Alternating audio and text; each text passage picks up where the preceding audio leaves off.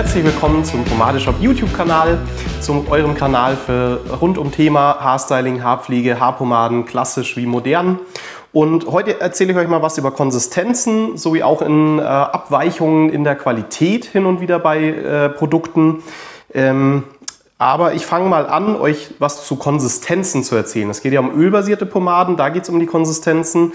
Denn wie ihr vielleicht schon mal ausprobiert habt, wenn ihr ein paar Pomaden zu Hause habt, dass manche sehr klebrig sind, Fäden ziehen, wie eben so eine Murray's zum Beispiel, die holt man raus und die zieht diese extremen Fäden und fühlt sich auch in den Haaren so ein bisschen kaugummiartig an, wenn man die einbringt. Das ist alles recht klebrig. Und wenn ihr mal so die handgemachten oder ein bisschen moderneren Pomaden probiert habt, die sind dann auf einmal sehr wachsartig. So, woran liegt das? Und zwar, die klassischen Pomaden aus den USA generell bestanden zum Großteil einfach aus Vaseline. Und in den USA ist es möglich, aus Vaseline zig verschiedene Qualitäten zu erzeugen, von weich über eben sehr, sehr fest. Und es ist kein Bienenwachs enthalten. In den meisten klassischen Pomaden ist wirklich nur Vaseline drin, sondern die wird verschieden aufbereitet und wird dann teilweise als Mikrowachs bezeichnet, weil es dann eben auch eine feste Konsistenz hat, oder ist es dann Mineralöl, weil es dann die pure Ölform ist. Und somit lassen sich verschiedene Festigkeiten und Konsistenzen erzeugen. Also sprich eine weiche, eine mittelfeste, eine firm, eine Heavy Hold Pomade. Und das ist so das Traditionellste, wie man eine Pomade macht. Nur auf Vaseline-Basis, Öle dazu, fertig. So, was hat das für Vorteile? Also einmal finde ich, glänzen diese klebrigen, klassischen Pomaden aus früherer Zeit im Schnitt deutlich stärker als die moderneren Marken, die nämlich Bienenwachs enthalten. Und das zu einem großen Teil. Und dementsprechend kommt diese wachsartigere Konsistenz zustande. Das heißt, bei den alten Vaseline-lastigen, ihr habt mehr Glanz. Generell, die Haare bleiben feuchter den Tag über. Und was es in meinen Augen noch einen Vorteil bietet, Haare lassen sich besser anlegen. Also gerade für diese klassischen Frisuren, Fassorschnitt, Scheitel, ich möchte meine Haare super platt anlegen, eignen die sich am besten, weil die Klebrigkeit, die Haare aufgrund der Klebrigkeit zusammenhält. Und dadurch eben, wenn man sie runterdrückt, die Haare der oberen Schicht mit der unteren Schicht schön zusammenkleben. Das ist so meine Interpretation, wie es funktioniert. Und dementsprechend für so klassische Nostalgiefrisuren wahrscheinlich immer noch die besten Produkte, während die handgemachten Pomaden oder die moderneren auf dieser Bienenwachsbasis den Vorteil haben, gerade wenn ich jetzt sehr voluminöse Elvis-Tollen oder mir die Haare aufstellen will, das Bienenwachs wird beim Verreiben geschmeidig und weich und geht dann, wenn es kalt wird, wieder in seine festere Form zurück. Und dadurch bleiben die Haare besser in der Form, wie man sie gekämmt hat. Und dadurch hat man im Schnitt einen stärkeren Halt, würde ich sagen. Also im Schnitt hält eine mittelfeste handgemachte Pomade in meinen Augen stärker als eine mittelfeste traditionelle 30er bis 50er Jahre Pomade. Je nach Frisur. Ne? Was auch ist, wenn man mit diesen wachsigen Pomaden Haare legt, passiert es gerne, dass die einfach so kerzengerade wegstehen, weil sie eben nicht ganz so flexibel sind und nicht so aufgeweicht sind durch die Öle. Das heißt, für gelegte Frisuren gehen die manchmal nicht ganz so gut. Aber auch da, es ist sehr individuell. Ich kann nur jedem ans Herz legen, probiert mal wirklich so eine klassische Oldschool-Pomade und mal eine modernere. Und dann werdet ihr relativ schnell feststellen, was Vor- und Nachteile für eure Haare hat.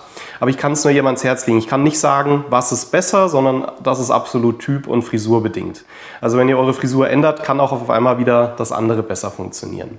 Zusätzlich kann man sagen, durch das Bienenwachs haben die oft ein bisschen weniger Glanz, weil Bienenwachs einfach kein pures Mineralöl ist, was den ganzen Tag feucht bleibt, ne, sondern eher so eine bisschen trockenere Konsistenz hat. Anderer Vorteil ist Hitzebeständigkeit. Diese moderneren wachsbeständigen Pomaden halten bei Hitze einfach besser, weil Bienenwachs einen viel höheren Schmelzpunkt hat als Vaseline. Und dadurch, wenn ihr jetzt eine Pomade vielleicht für den Hochsommer sucht oder für euren Urlaub, weil ihr sagt, liegt irgendwo am Meer bei 40 Grad, werdet ihr wahrscheinlich länger Freude an so einer moderneren Bienenwachs-basierten Pomade haben, als an so einem Klassiker aus Vaseline, die euch einfach viel schneller weich wird, eure Frisur an Halt verliert und die im schlimmsten Falle euch den Kopf runterrinnt, wenn ihr eine zu weiche genommen habt. Also das ist jetzt so grob, was ich als Unterschiede zwischen diesen beiden Konsistenzen sagen kann. Warum es im deutschen Bereich oder im handgemachten Bereich nicht diese ganz klebrige Konsistenz gibt, kann ich jetzt nicht 100% sagen. Ich koche selber keine Pomade, aber so was ich gehört habe, ist, dass es in Deutschland wenige Vaseline-Qualitäten gibt und die sind meistens sehr flüssig. Und dadurch kriegt man nicht diese feste, klebrige Konsistenz hin, sondern muss oder ist gezwungen, mehr mit Bienenwachs oder eventuell mit Lanolin, also mit Vollfett zu arbeiten. Während in den USA, wo natürlich die Erdölproduktion ist, es hunderte verschiedene Qualitäten gibt. Das ist jetzt so die Erklärung, die ich mal bekommen habe. Ob das so wahr ist, können ja, wenn Homebrewer bei uns mitschauen, gerne mal drunter erklären, warum es in Deutschland gar nicht so diese oldschool klebrigen Konsistenzen gibt bei den handgemachten. Oder ob es vielleicht gar nicht gemacht werden will, weil es gibt ja schon die alten. Das ist vielleicht auch ein Grund. Ja, aber wir sprechen ja bei klassischer Pomade, das ist der nächste Punkt, ja immer über Natürlichkeit, also natürliche Inhaltsstoffe. So, und dementsprechend natürliche Inhaltsstoffe können niemals 100% die gleiche Qualität schon, aber die gleiche Konsistenz bieten, wie vielleicht, wenn der Hersteller vor einem Jahr zugekauft hat. Ne? Bienen produzieren Wachs, aber auch dieses Wachs aus dem gleichen Stock kann natürlich ein bisschen variieren. Dadurch kann es sein, dass in einem Produkt, wenn ihr es nochmal kauft, vielleicht minimal weicher, minimal fester, ein bisschen Variationen sind. Es ist ein Naturprodukt, das muss man sich vor Augen führen, das ist das Schöne dran, aber dadurch kann es mal passieren, dass ein Produkt nicht 100% identisch mit dem ist, was man vorher gekauft hat. Das ist natürlich bei modernen, wasserbasierten chemischen Produkten einfacher, weil die Inhaltsstoffe werden immer in der gleichen chemischen Zusammensetzung produziert und können immer wieder das Gleiche machen.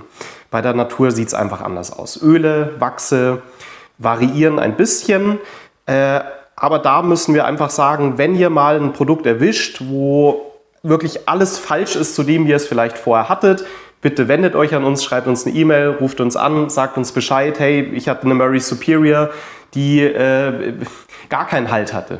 So, dann sind wir da natürlich immer so kulant und schauen, dass wir euch da sofort Ersatz schicken oder helfen. Wir probieren nicht jedes Produkt, jede Charge, die neu angeliefert ist, schmieren wir nicht eine Dose. Weil wir auch davon ausgehen, dass uns die Hersteller im Normalfall eine sehr, sehr gleiche Qualität bieten. Und dementsprechend gehen wir davon aus und müssen nicht immer alle ausprobieren. Und im Normalfall ist es auch so. Hin und wieder haben wir mal einen Fall, oder wir hatten ja auch mal bei Murrays eine Charge, die komplett, die es so gar nicht gab. Die war fester als ein Nunail, aber noch keine Murrays zum Beispiel. Also das war irgendwo so ganz dazwischen und hatte einen ganz anderen Duft. Bei solchen Sachen, das kriegen wir dann schon mit, oder wenn wir viele E-Mails erhalten, und da kümmern wir uns natürlich drum und sind mit den Herstellern natürlich im Austausch. Ja, ich hoffe, es war eine kurze, knappe Erklärung für euch zum Thema Konsistenz und zu den Inhaltsstoffen. Und dann freue ich mich bald mal wieder auf ein Review mit euch oder zu einem anderen Erklärbär-Video. Wir sehen uns. Schöne Zeit euch. Bis dann. Ciao.